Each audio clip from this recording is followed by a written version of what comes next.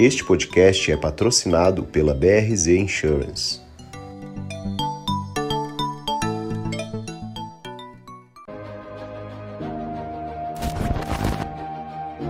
Este podcast é patrocinado por Hawk Marketing.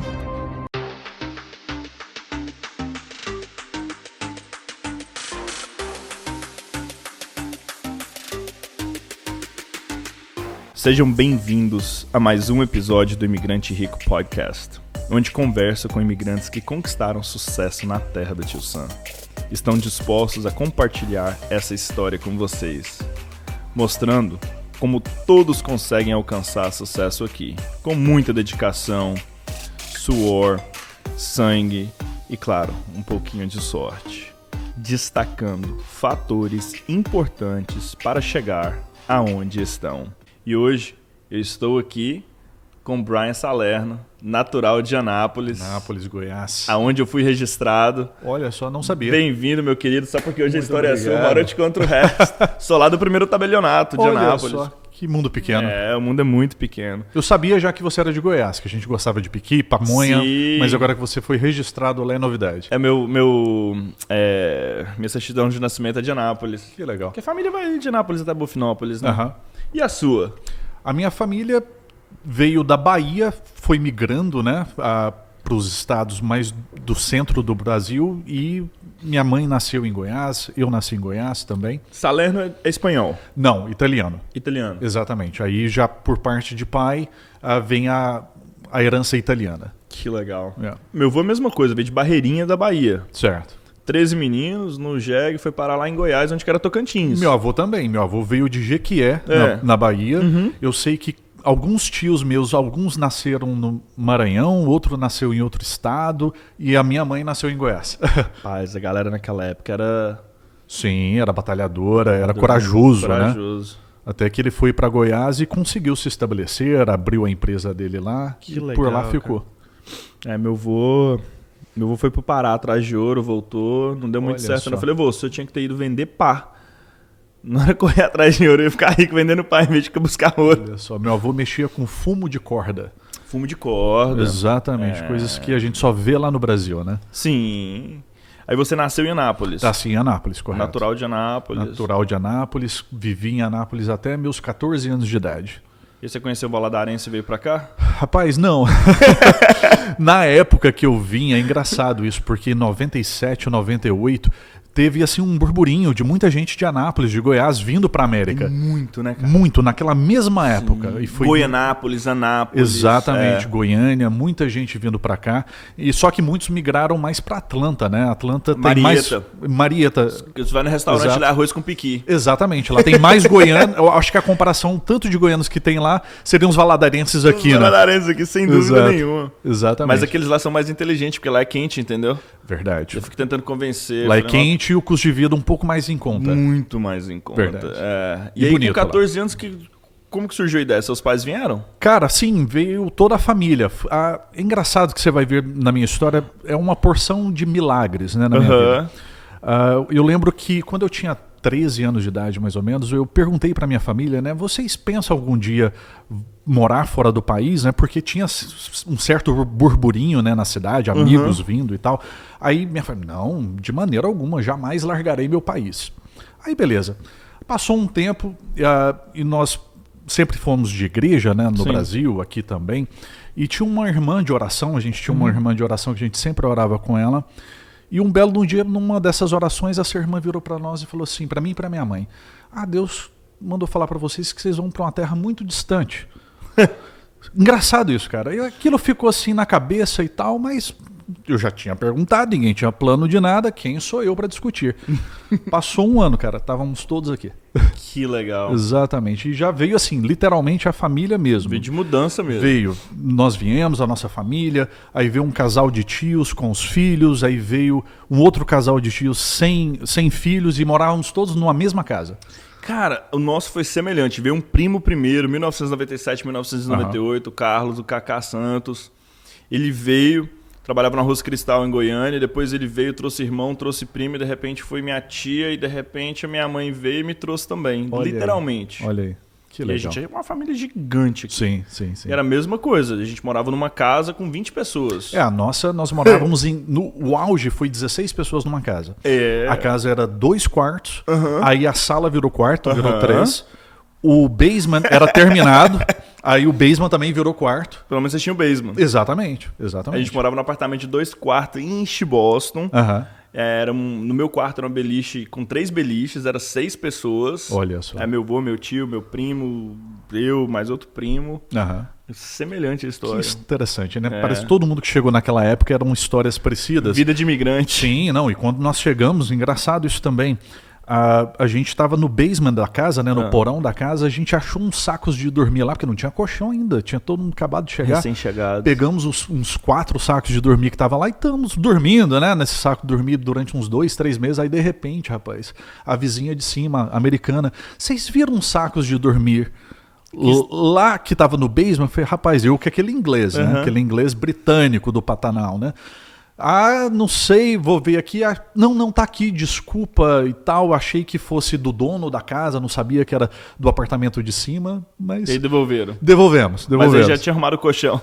Arrumamos depois, né? Tivemos que arrumar. Tiveram que arrumar. Exatamente. Que legal. E você foi pra high school onde aqui? Eu fui pra Marlboro High. Você foi pra Marlboro High. Exatamente. Vocês sempre foram pra aquele lado de lá. Sim, nós chegamos em Framingham. Lado de lá, só pra explicar pra minha avó, tá? Eu cresci na região de Boston, vó. E aqui o Brian cresceu numa região que é 1h30, 1h de Boston, né? Mais ou menos, dá uns 45, 50 minutos. Se fosse Goiânia e Anápolis. Exato, Goiânia e Anápolis. Exatamente, uma comparação boa. Exatamente. E sim, eu cheguei em Framingham, mas fiquei em Framingham muito pouco tempo, foi coisa assim de 2 semanas. Aí o apartamento que nós íamos alugar saiu lá em Marlboro e foi aí que nós chegamos. Que legal, aí você foi só seus... E você tem mais irmãos? Tenho uma irmã aqui e um irmão do Brasil. Que legal. Exatamente. Daí você foi pra High School de Marlboro. Uma High School de Marlboro, Aí exatamente. aprendeu inglês. Rapaz, no início foi difícil, né? E não Você tinha acompanhar, Tinha né? ESL? Tinha ESL. Já. Só que era o interessante, que eles achavam que você tinha que ficar no ESL por um determinado tempo. Foi o maior erro. Exatamente. Eu concordo. literalmente, eu acho muito errado isso. Porque a pessoa não desenvolve inglês. Exatamente. E eu escutei uma coisa que na época eu falei assim, não, já não é possível. A professora virou pra mim e falou assim, não, Brian, mas é bom você ficar no ESL, que já estava lá 2 anos, né? É bom você ficar no ESL que você me ajuda com os que estão chegando. Eu falei, poxa... Pera aí, eu até gosto, né? Eu até gosto da parte de de ajudar, né? Mas... a gente tem que desenvolver também, e eu sabia que eu ia desenvolver mais se eu fosse para as classes totalmente americanas. Cara, eu acredito muito que esse programa de ESL que força o aluno a ficar no currículo em português, ele faz um desserviço para a criança. Concordo. Eu queria fazer espanhol na época, com uma segunda língua, só que eles falavam que não deixaram. Você tem que estar no programa ESL e você tem que fazer aula de português. Eu falei, poxa, mas eu vim do Brasil. Mas eles tinham uma teoria que faz sentido. Eles falavam assim, porque cada pessoa vem de uma história diferente, né? Sim, Aí eles falavam assim que você tinha que fazer português porque se você for eficiente na sua própria língua, vai ser mais fácil para você aprender outras línguas. Eu até entendo, mas todo mundo que estava chegando naquela época... Cara, não fazia sentido. Não pra fazia mim não sentido. fez sentido. Pra mim também. Semelhante a você, eu chutei o pau da barraca. Eu também. Você parou de estudar, você estava em que ano já? Cara, eu terminei a 10ª. A 10ª? Eu terminei a 10ª. Mas tô mais longe do que eu, parei na 8ª série. Olha aí, e já tirei o GED. Porque o que acontece? Eu fiz o era pra mim ter entrado no Freshman Year, que é o primeiro ano do 2º grau. Aí por causa do inglês, os caras me voltaram pra 7ª. Só porque, matemática, ciência, aquelas coisas tudo eu mandava muito bem, era tudo em inglês. Aí eu falei, eu dormia. Eu só passava apertado em biologia e em inglês. Mas matemática, como você disse, era tranquilo. Caramba, eu tirava aula, os caras falavam, você tá colando. Me botava lá na frente da sala porque eu dormia. E a álgebra pra mim sempre foi muito fácil. Sim. E aí eu falei, vou trabalhar na padaria, cara. Dá mais lucro. Mesma história. Eu também gostei dessa questão de trabalhar, tanto que eu cheguei aqui... Ganhava muito dinheiro pro moleque. Nossa, meu Deus, molecão. Assim, né, foi um pouco diferente dos planos, né? Que eu vim do Brasil pensando assim, não, vou chegar lá, vou ganhar $30 a hora, né? Essa era a visão, mentalidade de 14 anos no Brasil. Mas cheguei aqui, a realidade era outra. Sim. Era $6 a hora. 6,25. No Dunk. Trabalhava num hotel. Então eu já cheguei com 2 meses que eu estava na América. Seu primeiro emprego foi no hotel? Foi no hotel, exatamente. Eu montava salões de festas para as pessoas. O catering lá.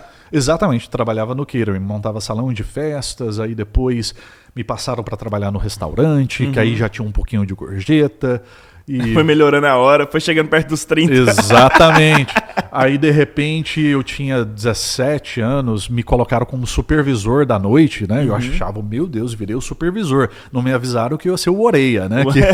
Que tinha que ficar até acabar, o serviço acabar, né? O projeto inteiro. Exatamente. Todo mundo pode faltar, menos o supervisor. Ou orelha, é né? o primeiro a chegar e o último a sair ainda. Exatamente, era bem isso. Eu já fiz catering também. Eu trabalhava para uma empresa de catering semelhante a você. E aí eu era motorista. Sim. Então eu levava o pessoal porque você ganhava uma comissão a mais. Se você fosse no seu carro e levasse 4 contigo, você ganhava, tipo, olha aí, sei lá, dólares a mais por hora. Cara, e pra mim, por mais que foi uma coisa tão simples essa questão de trabalhar com pessoas, trabalhar no restaurante, mas foi uma escola pra mim. Foi aquilo ali que me ensinou a vender. O que você quer dizer com isso?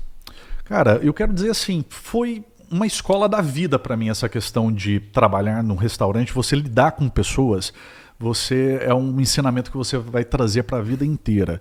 E ali é o primeiro trabalho que você acaba aprendendo a vender alguma coisa. Eu estava vendendo um vinho, vendendo uma cartilha, um menu mais caro para as pessoas, né? Então já você aprende ali. Não, de repente como eu estava nessa área de restaurantes, quando eu fui conseguir meu próximo trabalho, já não era assim, só vou ali, faço uma aplicação. Eu olhava o menu para saber qual que tinha os menus mais caros. Não, vou aplicar nesse daqui que vai ser melhor. Então acaba te ensinando bastante. E eu lembro que quando eu fazia nesse trabalho no restaurante, algumas pessoas falavam assim comigo, Brian, você tem uma boa aparência, você fala bem, você tinha que trabalhar em vendas. E eu não sabia o que era isso. Eu falei, como assim trabalhar em vendas? Aí aquilo ficava na minha cabeça até o dia que eu entrei na minha profissão de hoje, né? A gente vai chegar lá. Vamos chegar lá. Mas aí tá. Você chutou o pau da barraca com a high school, você estava com 17 anos. Mais ou menos, isso. E aí você já foi fazer o GED direto? Ou você... Já fui direto pro GED. Você já foi e falou, não, peraí, eu consigo fazer isso aqui. Exatamente. E você passou na primeira? Passei de primeira. Que legal, Primeira foi bem tranquilo o GED. Aí de lá eu já fui pro Mass Bay College ali no... Mass Bay Community College. Exatamente, Community College. Fui pro de Wellesley. De Wellesley, ok. Não existia. Enfim. Exato. Aí eu fiz lá 2 anos também, comecei como Computer Science, depois transferi para Business e depois... Essa é a vantagem do Community College. Exatamente. Te dá flexibilidade. Se você pode se descobrir nesse processo. Sim. Com certeza. E bem mais em conta também, né, a nível de preços. Nossa, não tinha nem comparação. Sabia que a gente tinha tanta coisa em comum, sabia? Eu fui pro Bunker Hill Community College. Olha só. Depois. Que legal. E aí você fez esses 2 anos lá trabalhando no restaurante. Exatamente. Fiz esses 2 anos lá trabalhando no restaurante. E foram anos muito bons, cara, muito bons. Que assim, a vida na América ela é uma vida assim que é dura, árdua, né? Você trabalha bastante, você às vezes não conhece ninguém quando chega. Mas eu penso assim, na minha adolescência foi uma adolescência feliz, independente. Eu sempre fui muito grato, sabe, com as oportunidades, com o que a gente consegue no nosso dia a dia. Então foi muito bom. Consigo relacionar com o que você está falando. Eu acho que essa experiência de restaurante ela é enriquecedora. Eu falo muito isso para quem me acompanha. O restaurante ele te ensina senso de urgência. Sim. Ele te ensina a lidar com pessoas difíceis, ele te ensina memorização, ele te ensina organização. A vender. Ele te ensina a vender. Sim. Então, assim, é muito importante essa experiência de vida. Eu até brinco, eu quero que os meus filhos trabalhem em restaurante, porque olha aí, o restaurante ele é literalmente uma escola. Exato. Não, meu filho agora com 16 anos, ele começou a trabalhar. Que legal. Tá no Dunkin'. Aí ele começou a trabalhar, papai, mas isso aqui. Meu filho, não se preocupa, isso aqui é o seu primeiro trabalho, você vai aprender a lidar com pessoas. Que legal, cara. Isso vai te ensinar a responsabilidade, tá tudo certo. Senso de urgência. Senso de urgência, responsabilidade. Exato.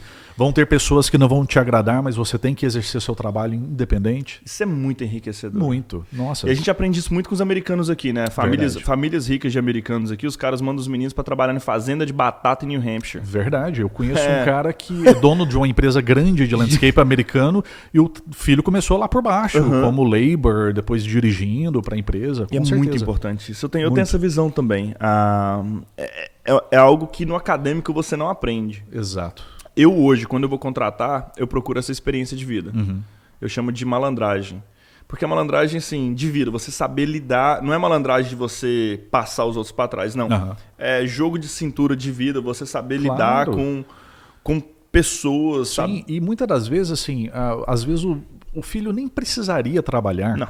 Graças a Deus o meu é assim também. Sim. Só que eu me sinto na responsabilidade que eu tenho que ensinar ele a pescar. Tem que transferir para ele esse conhecimento. Exatamente, ele tem que aprender demais. a pescar, tem que correr atrás, com certeza. Sou super a favor, cara. Também. Meus parabéns por estar fazendo isso. Um dia ele vai te agradecer Foi muito a minha ainda. criação. Sim, vai te agradecer muito ainda. Exato. Aí tá, aí um dia você no restaurante teve uma ideia, falou, vou ir financiar o sonho americano? Como que foi? Cara, foi quase, que eu nem imaginava que essa profissão existia, na verdade.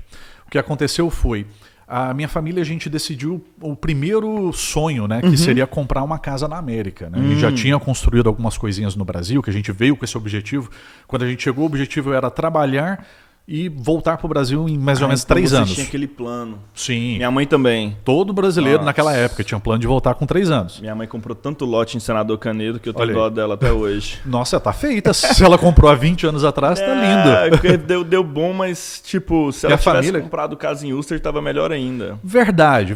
Mas cada um trabalha com o seu conhecimento, né? Sim, mas o ponto que eu quero trazer é o seguinte, a falta de foco. Certo? Por exemplo, se você não tem foco, se você não tem um objetivo claro e definido, você vive essas 2 vidas perdidas, você não está lá e não está aqui. Certo. Você é um cara que trabalha com casa mais do que ninguém sabe. Você trabalha com construção de casa. Sim. Imagina você fazer um projeto de construção à distância. Bem mais complicado, verdade. E você depende de confiar muito em quem vai executar. Eu aprendi com um grande investidor de real estate que o cara fala o seguinte, nunca compra um imóvel que você não consegue dirigir até ele. Interessante. Ele fala assim, cara, você pode até ter property manager, mas a dor de cabeça é tão grande que não compensa. Mas enfim. Eu concordo com ele, tá? Eu conheço pessoas que têm sucesso não fazendo isso, comprando em outros estados e colocando no management company. Mas para mim, eu concordo plenamente com ele. Eu já tive casas a 1h30 de distância da minha casa e foram os piores negócios que eu já fiz. Sim, então concordo 100%. Mas voltando à história. Voltando à sua história, que é importante. Aí tá, você foi comprar o sonho americano junto com seus pais. Exatamente. Compramos a primeira casa, eu trabalhava no restaurante, minha mãe também trabalhava no mesmo hotel que eu. Aí muita luta, foram 6 meses de luta para o financiamento funcionar. Eu entrei no financiamento também, eu acho que eu tinha 18 anos de idade na época. Jogou sua renda ali junto. Exatamente, fora a renda dos 3 para vingar, né? Isso foi em 2002, essa primeira casa. E aí o que aconteceu? A casa, a gente comprou ela era um lado terminado e o ex-dono tinha começado uma adição para essa casa. E essa adição estava só nos 2x4s, né? Só no madeiramento pelo lado direito, ela não, do lado de dentro, ela não tinha sido acabada. Não tinha sido terminada. Exatamente. Aí no que nós compramos, nós já pegamos um financiamento para acabar ela. E aí o cara que ia fazer a construção pra gente, o americano, largou no meio do caminho. Uau. Aí nós que trabalhávamos no ramo de restaurante, hotel, a família toda, agora nós temos uma casa que a gente tem que acabar. Resultado. Tava eu, minha família toda lá para acabar a casa. A gente que colocou o chão, terminar. A gente colocou o sheetrock, terminou a casa toda, pegando opiniões de amigos, né? Como é que eu faço isso, como é que eu faço aquilo. Lotamos os cartões de crédito na época até que conseguimos acabar a casa. E no que acabamos, agora veio a ideia. Não, ok, então a casa já valorizou, porque a gente terminou literalmente um lado inteiro. Depois a gente mudou para esse lado novo, reformou o lado antigo. E falamos assim, então vamos refinanciar a casa para quitar os cartões de crédito agora, quitar as dívidas todas. Aí eu liguei para uma empresa local que fazia financiamentos. O cara falou assim, não, eu posso ir na sua casa. Eu falei, beleza, diferente. A primeira vez que a gente comprou não teve isso. Ele foi lá em casa, não conversa vai, conversa vem. Ele gostou muito da gente e era um cara novo, cara. O cara tinha aberto a empresa dele de financiamentos há 1 ano. O pai dele tinha aberto a empresa e ele que gerenciava a empresa de financiamentos. Aí ele perguntou para mim, cara, você é articulado, conversa bem, você tá num mercado de imigrantes, fala português, tem muita gente brasileira aqui na região. Você nunca pensou em trabalhar com mortgage, não? Eu falei, cara, eu nem sabia que isso existia, que era uma profissão. Eu achava, até então, até nós comprarmos, eu achava assim, você vai ali no banco E você pega um financiamento com o banco. Eu não sabia que existiam pequenas empresas financiadoras. Independentes, tal, financiava o negócio. Exatamente. Falei, não conhecia. E no Brasil não existe também, né? Exato. E uma coincidência que eu esqueci de mencionar. Nesse período, às vezes eu vejo o trabalhar de Deus, né, na minha vida. Isso são vários milagres na minha vida. Quando a gente comprou a casa e a gente foi começar a construção, eu perdi meu emprego.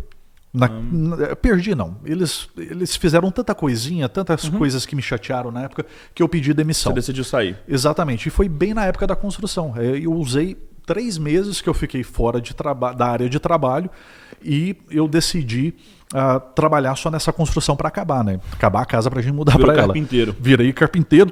Virei orelha, né? Tudo que precisava eu fazia naquela casa.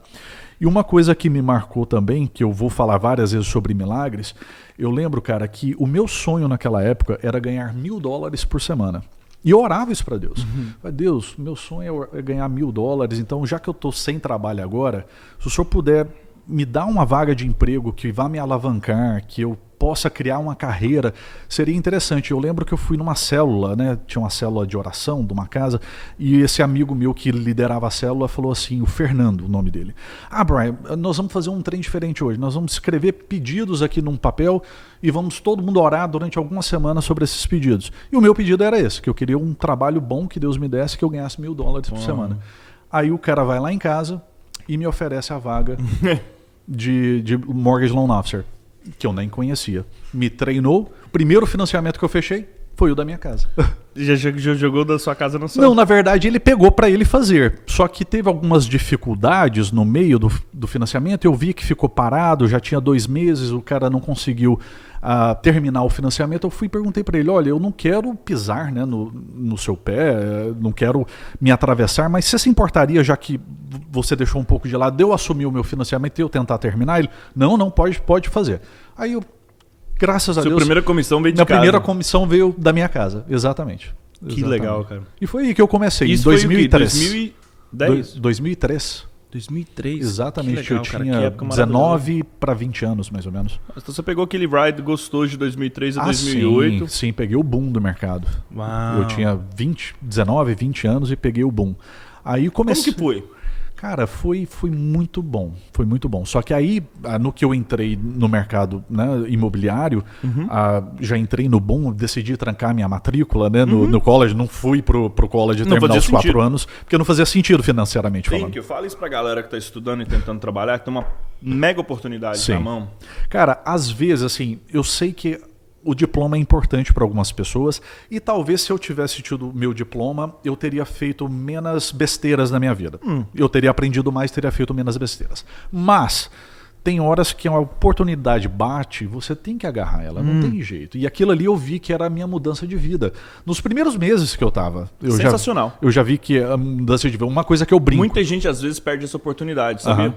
Porque o diploma, para mim, eu tenho os dois. Certo. O diploma, a gente estava conversando sobre isso hoje no bate-papo mais cedo. Ele te ensina a pensar. Sim. Ele te ensina a questionar, ele te dá ensina a achar ferramentas. resposta, te dá ferramentas. Sim. Mas a quantidade de gente que eu tenho, que formou da minha universidade, que tem mestrado, doutorado, que não ganha o que você ganha por ano. Cara, os caras mais bem-sucedidos que eu pessoalmente conheço e vivo com eles, nenhum deles tem. Nenhum deles tem um diploma, mas todos agarraram a oportunidade na hora que ela apareceu e trabalharam muito. Exatamente. E foi a mesma coisa que eu fiz. Não, interessantíssimo. Aí veio 2008, 2009. Antes disso, né? Antes um pouquinho de 2008, continuei trabalhando nessa empresa por 2 anos. Mas você ficou lá por 2 anos? Sim. Aí eu peguei e abri a minha empresa de financiamentos. Você chegou a abrir a sua de financiamento? Exatamente. Era meio que uma franchise, não se dava o nome de franchise, mas a ideia era a mesma. Dele. Abaixo de uma companhia que chamava Mortgage Options na época. Ok. Isso foi em 2005. Eu tinha 21, 22 anos de idade naquela época.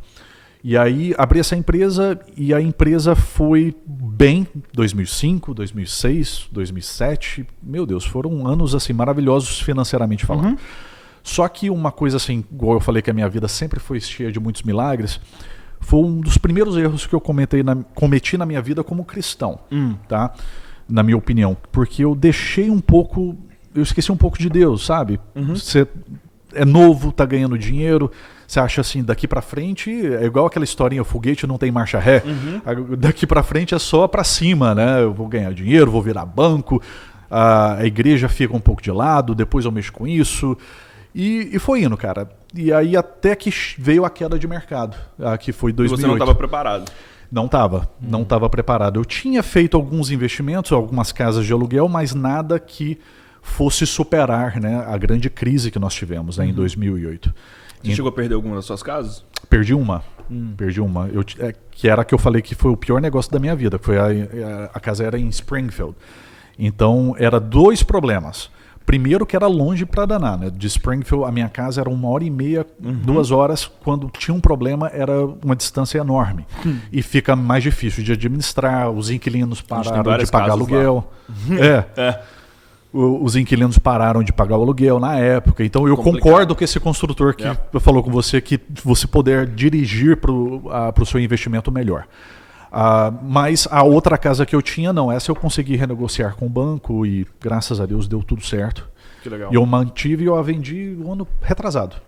Nesse caso de Springfield, naquela época, perdeu muito valor. Cara, você sabe por quanto que essa casa que eu tinha foi vendida na época? Eu tinha comprado 25, ela... 50 mil? Por 150 ou 180 que eu paguei na época, ela foi vendida por 45 mil na época da crise de mercado. Eu fiquei chocado. Fiquei chocado. Mas o motivo que eu a perdi foi porque os inquilinos pararam de pagar e fizeram uma zona na casa. E se eu quisesse realugar a casa, eu tinha que reformar a casa toda num mercado que, do jeito que estava, né? Não fazia sentido. Não deu para segurar essa. Financeiramente não fazia sentido. Não fazia, não. Aí você passou a crise de 2008. Passei a crise de 2008. Aí você entrou no short sales. Cara, não. Você não entrou no short sales? Não entrei no short sales. Em 2008 e 2009 eu me mantive nos financiamentos, só que aí com uma pequena mudança. A empresa que eu tinha a minha companhia, né, através dela, que era a Mortgage Options, ela decidiu juntar com o banco Radius Financial Group, que é o banco que eu estou até hoje. Então, não sabia dessa. Exato. Aí, foi assim que você foi para lá? Foi assim que nós fomos para lá. Só que aí nós passamos de donos de empresa, né, de ser franchisees, né, como se fosse, a trabalhar todos para o banco. Aí foi aí que eu conheci o Radius Financial Group, entrei e gostei muito do sistema, né? O sistema onde eles cuidam da parte de underwrite os files, aprovar os files, fechar os files, e eu só tinha que me preocupar em trazer os financiamentos. Então eu gostei muito. Você fazia o sourcing, você tinha um operacional todinho para te dar o suporte. Exatamente. E funciona assim até hoje? Funciona assim até hoje. Que na minha época de mortgage, o que aconteceu? Eu saí naquela, né? Contratação, contratar pessoas de vendas, contratar pessoas para o operacional, marketing, fazer a parte do financeiro da empresa. Então eu não tinha tempo de fazer financiamentos. Tinha que fazer back office, front office. Exato. Eu fiquei 2005, 2006 e 2007 sem fazer financiamentos. Então esse foi o segundo erro na minha carreira. Sim. Que fez eu passar mais dificuldades em 2008, né, quando veio a crise de mercado, porque eu mesmo parei no tempo. E aí, quando eu fui retornar, quando você trabalha com vendas, você sabe, você tem uma cartilha de clientes que vai indicar o outro, né? Então, se eu parei de fazer financiamentos pessoalmente e eu estava dando todos os meus leads para quem trabalhava lá na minha empresa, aí essa foi a segunda lição que me deu. Então aí quando eu comecei a trabalhar para o Radius, eu comecei a criar essa cartilha de novo de clientela, esse boca a boca, e fui crescendo ano após ano, como se eu tivesse começado no mortgage novamente. Building a new pipeline. Exatamente. Building completamente new pipeline. E aí o mercado desenrolou de novo, 2013 começou... E você fez um pivot para investimento também, né? Quando que você começou a fazer seu primeiro investimento em casa? O primeiro investimento começou antes da crise do mercado, né? Eu comprei algumas casas de aluguel, 3 no total, né? E aí depois eu decidi embarcar numa construção. Aí eu construí um duplex lá em Framingham. Foi um pouquinho antes da crise. A gente terminou o duplex e colocou para vender a segunda unidade vendeu tipo em março de 2007. Uau. Graças a Deus. 45 do segundo tempo. 45 do segundo tempo, literalmente. Eu lembro que eu dei, graças a Deus, várias vezes que vendeu. E aí veio a crise logo em seguida, em 2008, então não fazia mais sentido, né, investir no mercado de construção. Aí eu me mantive 2008 e 2009 fazendo financiamentos ainda. trabalhava à noite também. Eu consegui um trabalho à noite num restaurante que me permitiu continuar trabalhando no financiamento, que eu já tinha comigo assim, eu tenho que criar meu pipeline, como a gente conversou novamente, e eu tenho que me manter para mim não ficar desatualizado. E quando foi 2010, a coisa já começou a engrenar melhor. Aí eu já não estava mais no trabalho à noite e continuei no Radius.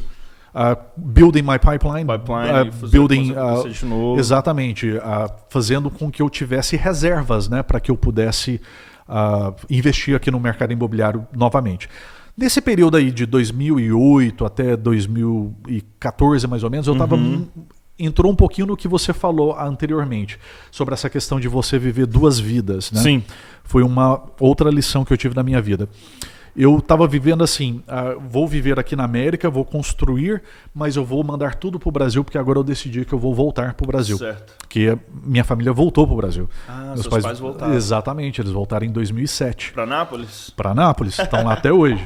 E aí mexendo com fumo ainda? Não, isso era do meu avô. E lá eles mexem com construção. Que legal. Construção e aluguel também. Sim.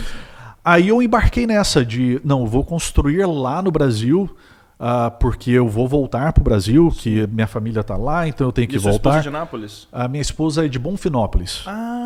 Exatamente, fica meia hora, mais ou menos, 40 minutos de Anápolis. Sim. Tem muita família em Bonfinópolis. Exato, só que nós nos conhecemos aqui. Que legal. Exatamente. Mundo muito pequeno. Facilita a vida. Nossa, meu Deus, só de ser do mesmo estado, de certa forma é a mesma cultura também, né? De 1 hora de distância. Cara, eu vou lá, a última vez que eu estive no Brasil, levei meus filhos lá para visitar as avós, estão tudo lá dentro de casa. No Rio das Caldas, lá soltou os mitos. Lá em Caldas Novas, rapaz, Caldas Novas é bom. Eu fui lá quando eu era criança. Tem o Rio das Caldas em Bonfinópolis, que é uma lama. Isso eu não conhecia. A minha esposa conta que tem uma área lá que é da Terra Vermelha, né? Isso. Mas eu não conhecia essa parte. Quem é daquela região lá, a gente chama de pé de Todd. Olha só. É, porque você anda na terra tão vermelha que o pé fica vermelho, né? Pé de Todd, igual o Todd. Faz sentido, faz sentido. Aí você começou a tacar dinheiro lá na terra do pé vermelho. E lá em Anápolis, isso. A ideia era voltar para o Brasil, então vou construir o que tiver que construir lá, vivendo essas duas vidas. Não vivia nem lá, nem aqui. Com aquele sentimento assim, eu vou ser feliz quando eu voltar para o Brasil. Então eu vou trabalhar o máximo aqui e quando eu voltar para lá, eu vou ser feliz. Aí isso tudo mudou, cara, quando eu fui no Brasil, decidi ir lá passar 30 dias, minha esposa também foi, e aí nós vimos que o Brasil, eu gostei até do Brasil, achei que tinha algumas oportunidades, mas vimos que era melhor ficar aqui. Aí quando nós voltamos é que a gente realmente decidiu. Caiu a ficha que você falou isso mesmo. Tenho que construir aqui, e aí eu voltei para 2014 já, né? Exatamente, mais ou menos 2014, 2015. Hora boa. Sim. Não era ruim. Sim, verdade. Aí foi aí que veio eu começar a mexer com construção novamente. Além do. Acabado de sair da universidade, tava mais quebrado que arroz de terceiro. É mesmo. Não, tava aquele arroz que você dá pra pintinho? Sei. Tava daquele jeito naquela época. Olha só. Eu também pode-se dizer que estava mais ou menos da mesma forma, porque eu tinha injetado tudo no Brasil, né? Brasil. Exatamente, com a ideia de um dia voltar, né? E o dólar já estava voltando, né? Tava naquela reversão. Exatamente. Quando eu vendi minhas terras em Bonfinópolis ali, tinha uma chacrinha ali, eu cheguei a trazer o dólar a 1,80. Olha só. 2011 para 2012. Olha só. Eu passei bastante dinheiro pro Brasil baixo, viu? Com o dólar baixo, exatamente. E voltou com ele caro depois. E voltei com ele um pouco mais caro. Verdade. Já tava na reversão. Exatamente. Que legal, cara. E aí, quando você voltou, você começou a investir em propriedade de aluguel ou de flipping? Dos 2014? Dois. Em 2014 eu abri uma empresa para mexer nessa área de construção. Aí eu comecei a investir tanto aluguéis, eu comprava casa no leilão, reformava, alugava, como também comecei a comprar propriedade para reformar e vender. Então eu tive a minha primeira experiência com construção em 2007, e aí a nova experiência foi a partir de 2014. A primeira experiência foi construindo a sua primeira casa, né? Exatamente. Verdade. Não tinha pensado nesse lado. A primeira experiência foi lá terminando a obra lá. Que eu não tinha ela como investimento na época, né? Não sei o que, é o meu lar, né? Inclusive era o meu maior xodó, né? Que foi a minha primeira casa. Tinha o meu suor lá dentro. Eu participei dessa. Exatamente. Que legal. E aí vocês começaram a fazer flipping, aluguel. Pra quem não sabe, flipping é quando você compra, reforma e vende. Exatamente. E aí aqueles na carteira de aluguel também. Exatamente. Carteira de aluguel também. E não parou de fazer financiamento de casa? Não. Cada ano após ano, graças a Deus, crescendo também no financiamento de casa. Cara, o mais interessante de conversar com você é o seguinte. Eu sempre brinco. não vai no mecânico e pede pra ele fazer cirurgia no teu cérebro. Faz sentido.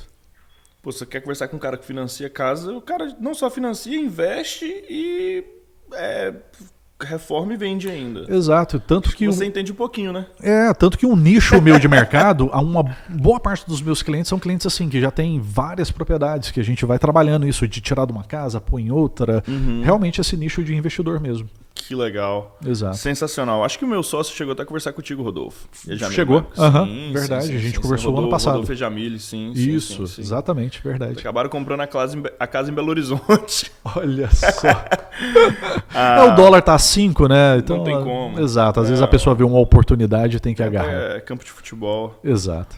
Cara, muito legal a sua história. Adorei. E o mais sensacional dessa história, a sua, foi que ela não é aquela história de imigrante que passou pelo México, que teve aquelas dificuldades. Não, você foi bem semelhante à minha. Sim. Vim porque meus pais vieram. Exato. Tive a oportunidade de estudar. Escolhi não seguir o caminho da educação americana, porque o caminho da educação americana, eu sempre brinco, que às vezes ele te deixa meio tampado. Certo. Ele te fecha muito naquele ali. E igual você falou, você fala de milagres, só que Deus fala, né? Faça da tua parte, caminho eu farei. Cara, eu acredito muito nisso. Eu vejo Deus assim, como aquele paizão, né? Igual você tem o seu filho, você tá vendo que o seu filho tá tentando. Você vai lá e dá o empurrãozinho que ele precisa. Né? Eu vejo Deus dessa forma. Eu acredito muito nisso. Eu, às vezes, brinco, né? Meu pai faleceu quando eu era muito novo, então eu tenho essa mentalidade que ele tem um plano maior para mim. Eu não sei o que é, mas eu me preparo todos os dias. Exato. E nesse ponto de vista seu aí, eu te falo que vai além. Se para você que não prestou atenção nos fatores que levam o imigrante a ter sucesso na terra do Tio Sam, nesse podcast aqui, teve educação, teve networking. Teve muito networking. Muito networking. Muito. Dá para ver que, tipo, relacionamento. Mas também teve o quê? Teve preparação. Lembra quando ele falou lá do catering do restaurante que preparou você para vendas? Agora, muito além do catering, cara, uma coisa que eu acho que foi um diferencial na minha vida, que eu tenho que mencionar, assim, a minha mãe, sabe, na minha vida, os pais na vida da gente, isso é muito importante, como as pessoas não têm ideia. O que eu quero dizer com isso? Cara, eu desde criança, eu lembro da minha mãe virar para mim e falar assim, não, meu filho, eu tenho certeza que Deus vai te abençoar e você não tem ideia do quanto você vai ser bem sucedido. Ela falava isso para mim diariamente, cara. E ela falava tanto, que eu brinco isso hoje com meus amigos, com meus familiares, que ela falava tanto que eu acabava acreditando. Mas essa é momentos que a gente não acredita na gente mesmo, sabe? Então vai aí para a pessoa que tá vendo esse podcast, você tem seu filho, investe no seu filho, sabe? Fala para ele. Dúvida. É importante você colocar essa semente na vida do filho. Sem dúvida. Minha mãe foi mãe muito jovem, aos 16. A minha também, mesma coisa. Meu pai foi assassinado num assalto ali entre Bolfinópolis e Silvânia. Uau, que loucura. Tem uma granja, não sei se você já foi para Caldas Novas ali, enfim. Não conheço. Sua esposa vai conhecer. Talvez. E num assalto. E minha mãe tinha 16 para 17 anos, mas uma coisa que você falou isso aí, minha mãe sempre fala, desde criança eu olhava para você e falava, um dia você vai ser um homem. Você vai ser um homem. Um homem. Isso. E eu tive minha fase de rebeldia, de juventude igual as suas, né? Sim. Que a gente faz as besteiras. As doideiras, vamos colocar assim, porque eu era também muito rebelde por ter perdido meu pai, não entendia de onde vinha tanto ódio, enfim. Mas é interessantíssimo. Já te conheci antes, mas não te conhecia nesse nível que eu te conheci hoje. Como que a gente tem muita coisa em comum. Olha só, e quer ver uma outra história de milagres e de participação dos pais da gente? Cara, meu casamento. Eu lembro uma vez que eu estava num restaurante, sentado com a minha mãe. Minha mãe viu uma menina na fila e falou assim, aí meu filho, aquela ali servia para ser minha nora. Aí eu falei assim, uai mãe, até para mim que sou mais bobo, servia também. Servia demais. Aí passaram-se os tempos, alguns amigos falando da minha atual esposa para mim e de mim para minha esposa, fizeram um blind date. A hora que eu chego no blind date, quem que é a menina? Você tá brincando. Por Deus, tá no céu. Quem que é a menina? E de Bonfinópolis ainda. E de Bonfinópolis. Alguns minutos. E chegou no mesmo ano que eu. O cara é abençoado mesmo. Cara, minha vida é feita de milagres, literalmente. Cara, sensacional essa história. Gente, se você gostou dessa história, curte, comenta. Eu, assim, fiquei encantado, cara. Já te conheci vocês dois, mas a gente nunca se aprofundou nessa história. Verdade. Então espero que vocês realmente agora conheçam o Brian Salerno no nível que eu tive a oportunidade de conhecer, o tempo que ele tirou para dividir o conhecimento dele com vocês. Imagina. E se você quer entender mais como investir em propriedades, como não fazer coisas erradas, porque você já passei por muita coisa. Passou por muita coisa. Conversa com quem entende. Vou colocar o link dele aqui do Instagram, Tem um canal no YouTube também, não tem? O YouTube eu ainda não tenho, cara. Não eu tem? tenho só mais o Instagram e o Vou Facebook. conversar sobre isso depois, o Facebook e o Instagram. Eu admiro muito o Brian, o trabalho que ele faz. Deu pra vocês verem aí que ele tem um pouquinho de experiência, Coisa pouca. bem pouco. Mas cara, a gente chega aqui nesse momento aqui e eu reflito muito em riqueza. Certo. E você é um cara que tem muitas pessoas em volta de você hoje do nível, né, financeiro alto. Sim. Todo mundo vê o podcast, fala imigrante rico, pensa em dinheiro. Verdade. Só que essa era a essência de como que os valores estão invertidos hoje na nossa sociedade. Verdade. Com influencers aí que se diz empreendedor de palco, que passa e vai te ensinar como que fica rico, mas o cara não tem sua própria casa própria. Exatamente. Marcas da cabeça Dá ao o pé.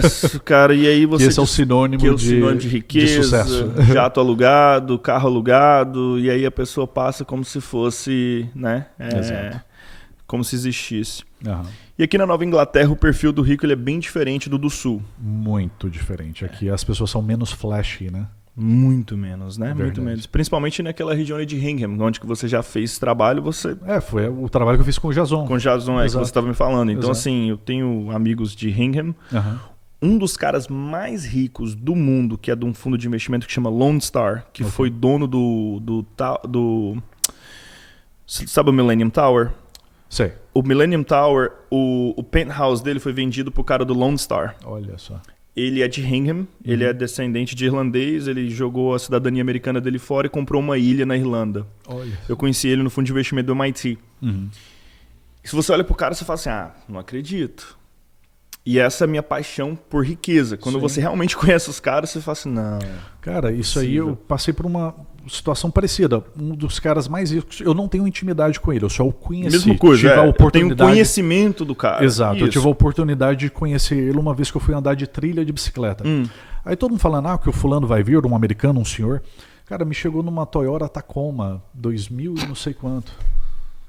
Batata da perna desse tamanho de andar de bicicleta. E é o cara mais bem sucedido que eu já conheci. Tem um amigo meu, esse é amigo mesmo, só porque Sebastião Vick, se você estiver assistindo esse podcast um dia, aparece de novo, o cara ele some.